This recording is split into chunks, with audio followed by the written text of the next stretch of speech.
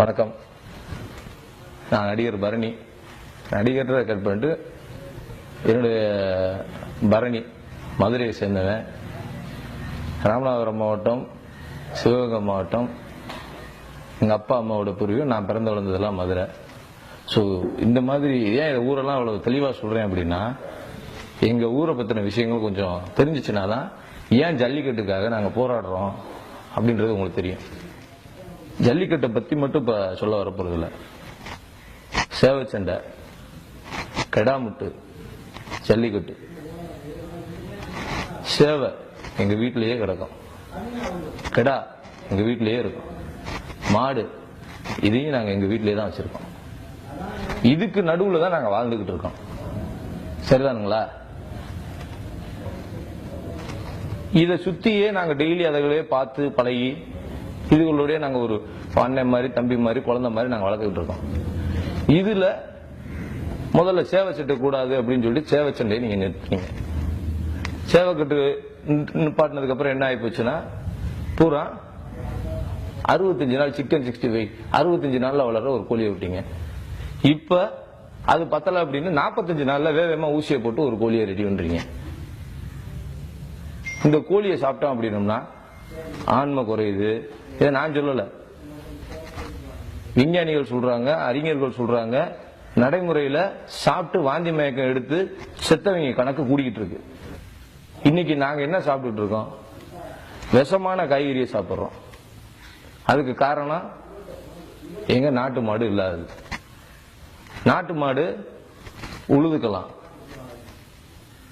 அதுல கறக்கிற பால் கம்மியா இருந்துச்சுனாலும் தாய்ப்பாலுக்கு நிகரான சத்து. எங்க நாட்டு மாடு சாணத்தை நாங்க உரமா பயன்படுத்திக்கலாம். பூச்சி ஈச்சி அண்டாதுக்குள்ளாது நல்லா இருக்காது. நீங்க யூரியா சல்பேடு கொண்டு வந்தீங்க, இறக்குமதி பண்ணீங்க, கப்பல்ல கொண்டு வந்து இறக்குனீங்க. பூராத்தையும் இன்னைக்கு எங்க மண்ணுல பூரா அள்ளி தெளிச்சு விட்டீங்க. இன்னைக்கு என்ன ஆகி போச்சு? குழு குழுன்னு இருந்த பூமி பூராமே உஷ்ணமாயி போச்சு. பூச்சியை பூராமே மண்புழு, மற்ற சின்ன சின்ன பூச்சி, சின்ன சின்ன உயிரினம் பூராமே அழிஞ்சு போச்சு. அந்த விஷத்தை கர்நாடகால சக நடிகர் ஒருத்தர் சராசரியான ஒரு காய்கறியை வாங்கி தின்றதுல அவருக்கு புற்றுநோயில செத்து போறாரு. ரொம்ப பெரிய வயசு கிடையாது, ஒரு நடுத்தரமான வயசு உள்ள ஒரு நடிகர். விஷமான காய்கறிகளை உண்டு பண்றது எப்படி? கோழி, ஆடு, மாடு இதோடைய சாணங்கள் பூராமே நல்ல பயிர் வைக்கிறதுக்கான விஷயங்களை உண்டு பண்ணும். அப்ப இதுகளை பூரா கொஞ்சம் கொஞ்சமா கொண்டுட்டோம் அப்படின்னோம்னா விஷமா நாங்க மாறணும். மக்கள் நாங்க சாப்பிட்ற காய்கறிகள் எல்லாமே விஷமாக்கணும், அரிசி பூராமே விஷமாக்கணும் அப்படின்றது இந்த பீட்டா அமைப்போட நோக்கமா? அந்த நோக்கத்துக்கு நாங்க எல்லாமே கட்டுப்பட்டு நடக்கணுமா?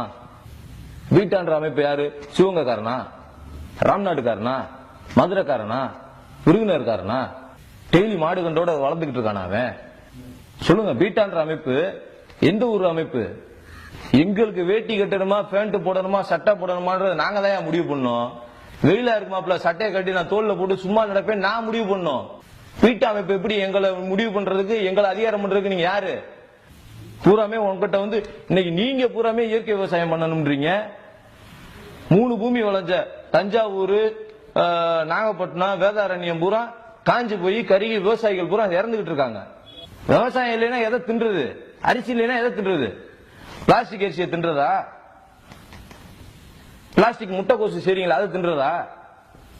இல்ல நீங்க எதுலயோ கெமிக்கல் எல்லாம் ஃபார்ம் பண்ணி ஒரு முட்டை தயார் பண்ணி அனுப்புறீங்களா, அதை தின்றுட்டு நாங்க சாகவா?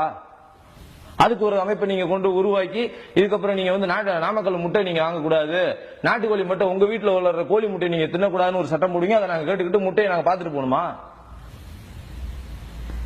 மாடை நாங்க கஷ்டப்படுத்துறோம். என்ன கஷ்டப்படுத்துறோம்? முத ஒருத்தன் வீடு கட்டினா மாட்டை தான் உள்ள விடுவோம். முத நான் என் வம்சத்துல எங்க அப்பாவா இருக்கட்டும், எங்க ஐயாவா இருக்கட்டும், நானா இருக்கட்டும், இப்ப அடுத்து வர என் பிள்ளையா இருக்கட்டும், நாங்க எதை கட்டினோம்னா முதல்ல ஒரு வீடு கட்டுறோம். எங்க எல்லாத்துக்கும் ஒரு வீடு கட்டணும், ஒரு வயக்காடு வாங்கணும், எது ஒண்ணுனாலும் சரி முதல்ல எங்க வீட்டுல மாடதாயா உள்ள விடுவோம். நாங்க வணங்குறோம். நாங்க வணங்குறத, நாங்க செல்லமா விளையாடுறத நீங்க எப்படி வேணாண்டுவீங்க? இந்த பீட்டா அமைப்புல இருக்கவங்க எல்லாம் யாரு? எங்களுடைய மண்ணை தெரிஞ்சவங்களா? எங்க கலாச்சாரத்தை தெரிஞ்சவங்களா? எங்க கலாச்சாரத்தை சிதைக்கணும் நீங்க நினைக்கிறீங்களா? இதுக்கெல்லாம் நீங்க சப்போர்ட் பண்ண மாட்டாங்க. ஒரு சாதாரணமா என்ன மதுரை, அலங்காநல்லூர், அவனியாபுரம் ஜல்லிக்கட்டு இப்படி ஒரு 3 மாவட்டங்கள்ல மட்டும் நடந்துட்டு அது வாட்டுக்கு போயிடும், இவங்களை நம்ம கண்ட்ரோல் பண்ணிக்கலாம் அப்படின்னு நினைச்சிட்டு இருக்கீங்களா? ஜல்லிக்கட்டுனா என்னன்னே தெரியாத சென்னை பாய்ஸ் களமிறங்கிட்டாங்க. ஒட்டுமொத்த தமிழர்களுடைய குரலும் ஜல்லிக்கட்டை நோக்கி இருக்கு. பாக்கெட் பால் 1 கிலோ பவுடர்ல 1000 லிட்டர் தண்ணியை கலந்து பாக்கெட் பால்னு சொல்லி நீங்க விக்கிறீங்க. 15 நாள் ஆனாலும் அந்த பால் கெட்டு போகாது அப்படின்றீங்க. இதை நான் சொல்லல, உங்க கூகுள்ல நீங்களே சர்ச் பண்ணி பாத்தீங்கன்னா தெரியும். அந்த பாலை கொடுத்துட்டு எங்க தாய்மார்களுக்கு வந்து நோய்வாய்ப்படவா? எங்க பிள்ளை குட்டிகள்லாம் நோய்வாய்ப்படணுமா? நாட்டு மாடை நிப்பாட்டிட்டீங்க. இன்னைக்கு எல்லா பேரும் எங்க தாய்மார் அதிகமானவர்களுக்கு புற்றுநோய் வருது, மார்பக புற்றுநோய் வருது. எங்க ஐயாவுக்கு 11 பிள்ளைய, எங்க அப்பாவுக்கு 3 பிள்ளைய, எனக்கு என் ஜெனரேஷன்ல இருக்க பல பேருக்கு பிள்ளையே இல்ல அப்படின்ற ஒரு சிச்சுவேஷன் கிரியேட் ஆயிட்டு இருக்கு. அது எப்படி? வீரியம் இல்லாத அரிசி, வீரியம் இல்லாத காய்கறி, வீரியம் இல்லாத உணவு பழக்க வழக்கம், சக்கையை மட்டும் நாங்க தின்று எப்படி உயிர் வாழ முடியும்? மரபணு மாற்றப்பட்ட விதைகள், இதுல நாங்க எப்படி அமைப்பா எங்களுடைய கல்ச்சரை வந்து பூராமே இப்படி சின்ன சின்னதா உங்களுடைய வணிகம் சார்ந்த உங்க வியாபாரம் சார்ந்து இப்படி பூராத்தையும் நீங்க வந்து குத்தி குத்தி குத்தி குத்தி ஓட்டையாக்கி விட்டீங்கன்னா நாங்கெல்லாம் உயிரோட இருந்தா தான் உங்களுக்கு வியாபாரமே ஓடும். கெமிக்கல் இல்லாத உரம், மண்புழு உரம் அவசியம், இயற்கை விவசாயம் அவசியம். மக்கள் ஆகிய நீங்க கொஞ்சம் தயவு செஞ்சு சிந்திங்க. கம்பு, சோளம், திணை, சாம இந்த மாதிரியான சிறுதானியங்களே இன்னைக்கு கிடைக்க மாட்டுது. கருவளை மரம் எங்க ஊர்ல இருந்துச்சா? அது 100 வருஷத்துக்கு முன்னாடி இந்த கருவளை மரம் இருந்துச்சாயா? எல்லா கருவளையும் கொண்டு வந்து நீங்க வந்து ஹெலிகாப்டர்ல வந்து தூக்கி விட்டு போயிட்டீங்க. இன்னைக்கு வந்து இங்க இருந்துச்சுன்னா ஒரு கருவளை 4 கிலோமீட்டருக்கு அங்கிட்டு இருக்கிற தண்ணியை உறிஞ்சுது. அப்புறம் எப்படி நிலத்தடி நீர் இருக்கும்? அப்புறம் எப்படி விவசாயம் பண்ண முடியும்? ஒரு கருவளை தண்ணி 4 கிலோமீட்டர்ல இருந்து உறிஞ்சிச்சு அப்படின்னா அப்புறம் அந்த ஏரியால இருக்க விவசாயம் எப்படி நல்லா இருக்கும்? கருவளைக்கு கீழே 10 நாள் நீங்க தங்கி பாத்தீங்க அப்படின்னா உதடு பூரா கருத்து போகும். காத்துல இருக்க ஈரப்பதத்தை பூரா அந்த கருவளை எடுத்துரும். அந்த கருவளையை வந்து வேரோட எடுக்கணும். சாதாரணமா வெட்டி விட்டுறக்கூடாது. வேரோட நீங்க எடுத்து போட்டீங்கன்னா தான் அது வளராம இருக்கும். அந்த எவ்வளவு தூரத்துக்கு அந்த வேறு போயிருக்கோ அது வரைக்கும் எடுத்து அந்த மண்ணை கொண்டு வந்து மேல போடணும். இந்த மாதிரி நம்மளுடைய மண்ணை வந்து நம்ம வந்து பாதுகாக்கப்பட வேண்டிய கட்டாய சூழ்நிலையில நம்ம இருக்கோம். இப்ப வீட்டுல ஒரு இன்ஜினியர் எல்லாரும் வீட்டுல இருக்காங்க. தெருவுக்கு 10 இன்ஜினியர், தெருவுக்கு 10 அதிகாரி ரேங்கிங்ல படிச்சுட்டு எல்லாமே இருக்கீங்க. தயவு செஞ்சு இளைஞர்களே கொஞ்சம் கவனம் செலுத்துங்க. இன்ஜினியர்னால சோறு போட முடியாது, டாக்டர்னால சோறு போட முடியாது. விவசாயினால மட்டும்தான் சோறு போட முடியும், பசியை அமர்த்த முடியும். விவசாயியை மதிக்கணும் அப்படின்னு நீங்க நினைச்சீங்க அப்படின்னா நீங்க அவங்களுக்கு அள்ளி எல்லாம் கொடுக்க தேவையில்லை. இந்த ஜல்லிக்கட்டை ஆதரிங்க, கெடாமட்டை ஆதரிங்க, சேவச்சண்டை ஆதரிங்க.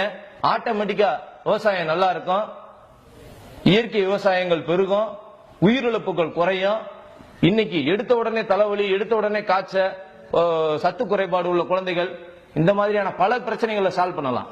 நாட்டு மாட்டு பாலை வாங்கி குடிங்க, 10 விவசாயி நல்லா இருப்பாப்ல. எங்கங்க கிடைக்குது? கிடைக்க மாட்டேதுங்க. 10 நாளைக்கு நீங்க அது வேணும்னு கேளுங்க, கண்டிப்பான முறையில கொடுக்கறதுக்கு தயாரா இருக்காங்க விவசாயிகள். தயவு செஞ்சு இதை நான் எனக்காக சொல்லிக்கிறல, நாளைக்கு வரப்போற சந்ததியினருக்காகவும் இன்னைக்கு வாழ்ந்துகிட்டு உங்களுக்காகவும் எனக்காகவும் சேர்த்துதான் நான் இந்த விஷயத்தை நான் ஷேர் பண்றேன். நண்பர்களே, நம்மளுடைய பாரம்பரியத்தை காக்கக்கூடிய அத்தனை விஷயங்களுக்கும் தொடர்ந்து ஆதரவு கொடுக்கணும். நன்றி, வணக்கம்.